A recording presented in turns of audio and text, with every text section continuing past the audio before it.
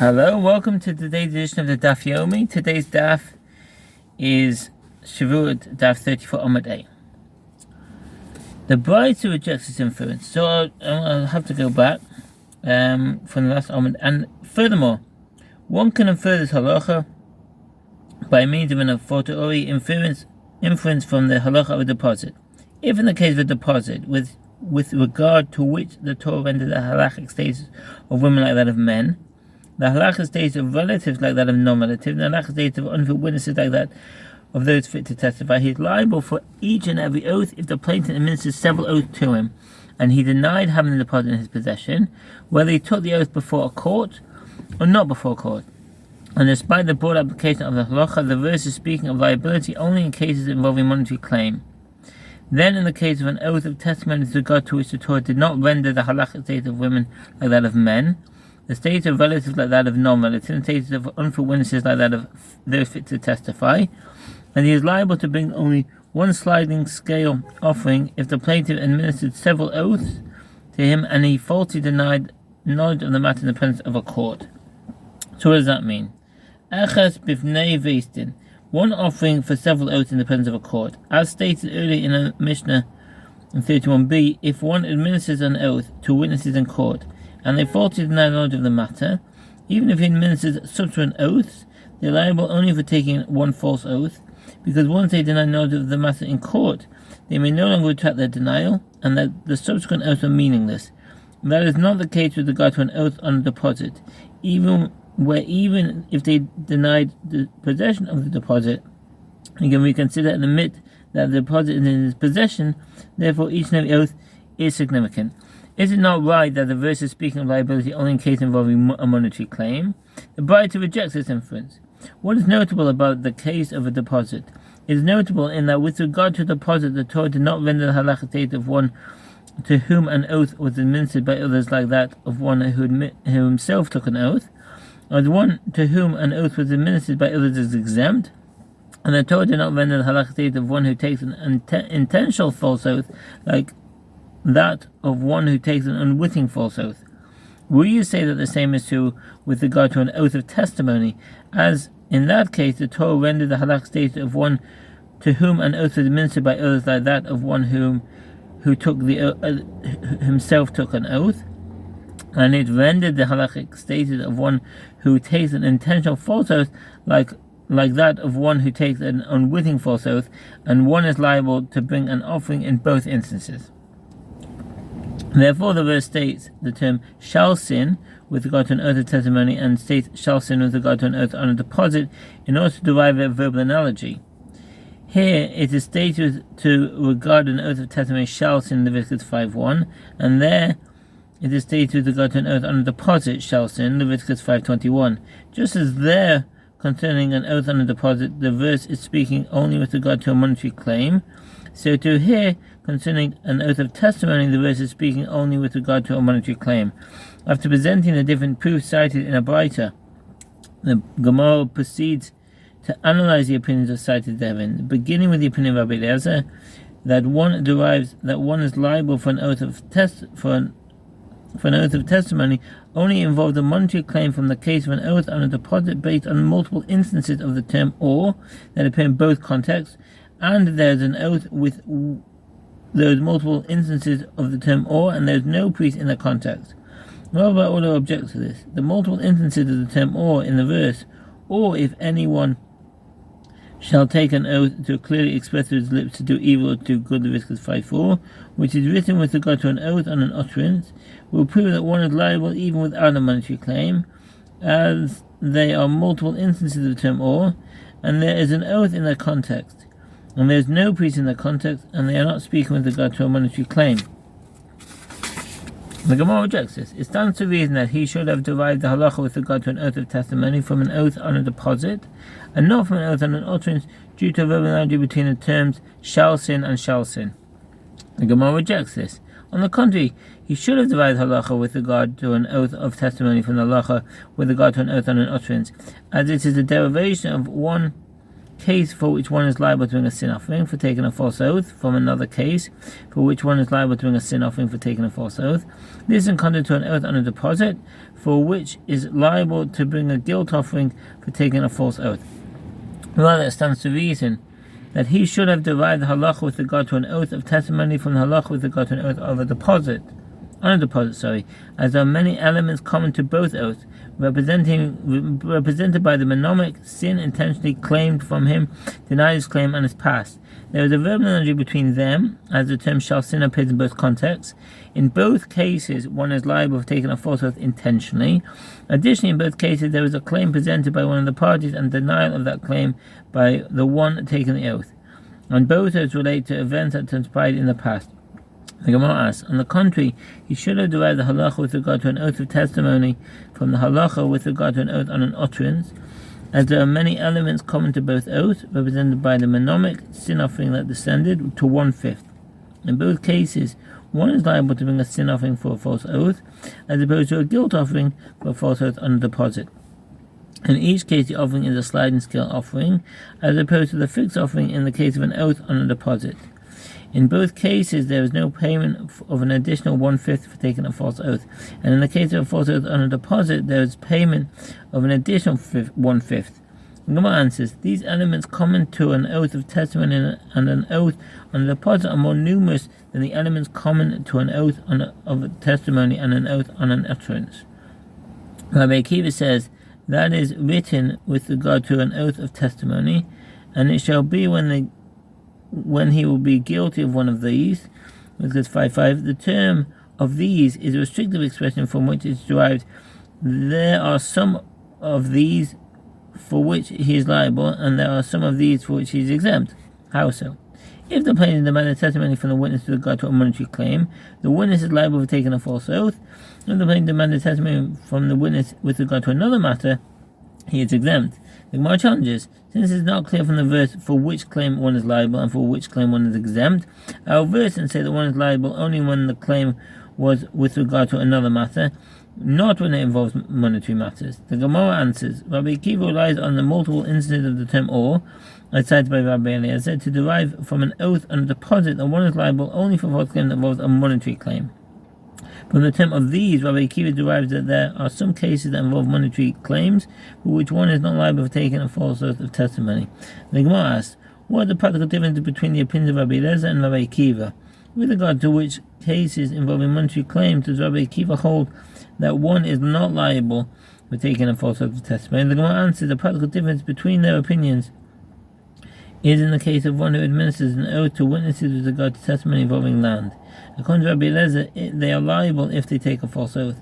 According to Rabbi Akiva, they are exempt in that case, as is excluded by the term of these. The Gemara asks, and according to Rabbi Yochanan, who says there with regard to an oath on a deposit and an oath of testimony, that in the case of one who administers an oath to witnesses with regard to testimony involving land, the witnesses are exempt even according to Rabbi Eliezer. What difference is there between the opinion of Rabbi Eliezer and Rabbi Akiva? The Gemara answers, the practical difference between their opinions is in the case where one administers an oath to witnesses with regard to testimony involving a fine. According to Rabbi Eliezer, they are liable, and according to Rabbi Akiva, they are exempt. Rabbi Yosef Lili cites a different proof and says, the verse states with regard to an oath of testimony, and he is a witness, or he saw and he knew in Leviticus 5:1, and it is with regard to testimony that is found on the site without knowledge of the matter, or by means of knowledge without sight, that verse is speaking. The reference is to testimony involving monetary matters, as all other testimony requires both knowledge and sight. Of Papa said Abai, shall we say that Rabbi Yosef Aglili does not accept the opinion of Rabbi Aha, as it is taught in the Brighton to Sefta B'Makama 3:6, that Rabbi Aha says, if there is a rutting male camel, a gamel ha'achol,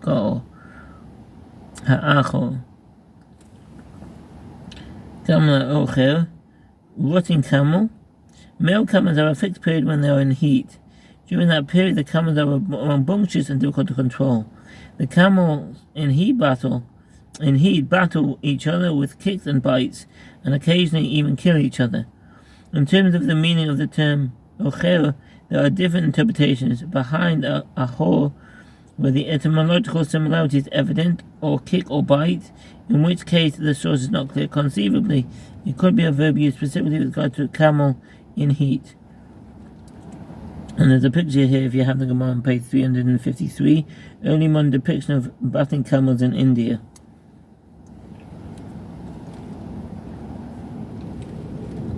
That is rampaging against other camels. One is liable to pay damages only when the damage was clearly witnessed by witnesses fit to testify. In the case of an ox that was grazing, and another ox was found dead alongside it, even though the dead ox was gored, and the living ox is forewarned with regard to goring, or if the dead ox was bitten and the living ox is forewarned with regard to biting, one may not conclude that the living ox gored or bit the dead ox.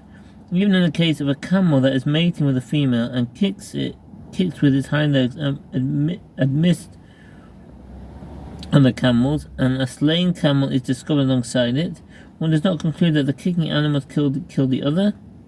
Kicking camel killed the other unless it was witnessed by witnesses, in accordance with the opinion of the first Tana and contrary to the opinion of Rabbi Aha. Rambam Sefer Nadikei Mammon 8:13-14, Shulchan Aruch Mishpat 408 1-2. And then the camel was found killed at its side. It is evident that this rampaging camel killed it, and the owner paid for the damage. There have rules that cases of monetary law can be decided based on circumstantial evidence. As if it is on the opinion that the ruling is in accordance with the opinion of Rabbi Aha, the witnesses may testify on the basis of circumstantial evidence. In case of capital law, too, you will find a case of knowledge without sight, as in a case discussed by Rabbi Shimon ben Shattach. As it is taught in a Brayta that Rabbi Shimon ben Shattach said in the form of an oath, I will not see the conclusion of Israel if I did not see one who was running after another into a ruin, and ran after him and found a sword in his hand and blood dripping from the sword, and the slain person convulsing. I said to him, Wicked one, who killed this person? It was either me or you, as there is no one else here. But what can I do, as your blood is not given to my control, and I have no jurisdiction to execute it? The Torah says, on the basis of 2 witnesses or 3 witnesses, shall he that is to die be put to death, in Deuteronomy 17:6. And there are no witnesses here. Well, the omnipotent will without retribution from you. The sages said they did not move from there until the snake came and bit the pursuer and he died. I would hold that in that case the pursuer could be executed by the court based on circumstantial evidence. Ostensibly, Rabbi Yehuda Glili disagrees, and he says that testimony based on knowledge without sight exists only in cases of monetary law. The Gemara answers, even if Rabbi Yehuda Glili is of the opinion that the ruling is in accordance with the opinion of Rabbi Aha, that one may rely on circumstantial evidence even in cases of capital law, one may nevertheless distinguish between cases of monetary law and cases of capital law. Granted, even in case of capital law, you find testimony based on knowledge without sight, but how can you find the case of sight without knowledge? Don't the witnesses need to know if the one whom he witnessed killing another killed a Gentile, or he killed a Jew? So what's the footnote? The sages of the generation were troubled by this passage and addressed the culpability of a Jew for the murder of a Gentile. One opinion is that of the Meiri, who explained that the sages in the Talmud were referring to pagans whose way of life was completely lacking in ethical and moral constraints, and who cruelly persecuted and murdered Jews throughout the generations. The Meiri claimed that by his time in the 13th century, all civilizations had adopted the morals and ethics of the major monotheistic religions. Therefore, statements like one in the Mishnah do not apply to contemporary Gentiles. That opinion, which he repeats throughout his voluminous works, was adopted by many later authorities, including 20th century rabbinic luminaries, among them Rav Abraham Isaac Kook, Rabbi Yechiel Yaakov Weinberg, and Rabbi Eliezer Waldenberg. If he killed one who has a wound that would have caused him to die within 12 months of Turefa, or he killed one whose body is intact. So to explain that, Turefa is a concept that applies both with regard to ritual matters, i.e. it's prohibited to eat an animal that is a Turefa, and with regard to capital cases, i.e. one who kills an individual who is a Turefa is not liable to be executed. Its primary application, more general, in most senses, that the halachic state of an animal or individual with a defect or disease that will inevitably lead to death within 1 year is that of one who is already dead. And Turefa is an individual, an animal with a defect or disease that will inevitably lead to death within 1 year. His halachic status is that of one who is already dead, and one who kills him is exempt from liability. Although presumably the killer will be punished at the hand of heaven, he is not liable to execute in court. There is a halakhic distinction between a terefa and one who is extremely ill and on his deathbed. In the latter case, there is a chance that he will recover, and therefore, if one kills an individual on his deathbed, he is liable as though he killed one who is healthy. The Gemara notes, conclude from it that Rabbi Yosef clearly holds that in a case where one administers an oath to witnesses with regard to testimony involving a fine, a witness is exempt from liability for taking a false oath of testimony, and if it enters your mind to say that the witnesses are liable, although you find testimony with regard to fines based on knowledge without sight, a case where one sees a man enter a room with a female virgin and no one else was there, and she was no longer a virgin when she emerged from the room, is an example of knowledge without sight, Migash. And the witnesses may testify based on circumstantial evidence in cases of sight without knowledge when it comes to fine. Don't the witnesses need to know that if the rapist engaged in intercourse with a Gentile woman, or if he engaged in intercourse with a Jewish woman, or if he engaged in intercourse with a virgin, or if he engaged in intercourse with a non-virgin? Rabbi Yosef clearly holds that witnesses are liable for taking a false oath of testimony only in cases where both the testimony based on sight alone and testimony based on knowledge alone are accepted, which is not the case concerning testimony involving fines. Apropos the matter of sight without knowledge in case of monetary law, the Gemara relates, Rabbi Hamnuna was sitting before Rabbi Yehuda, and Rabbi Yehuda was sitting and he was raising a dilemma. If one demands payment from another and claims, I counted for you and gave you 100 dinars in the presence of so and so and so and so. That's the end of the Omer. Thank you for listening and wish you all the best. Bye.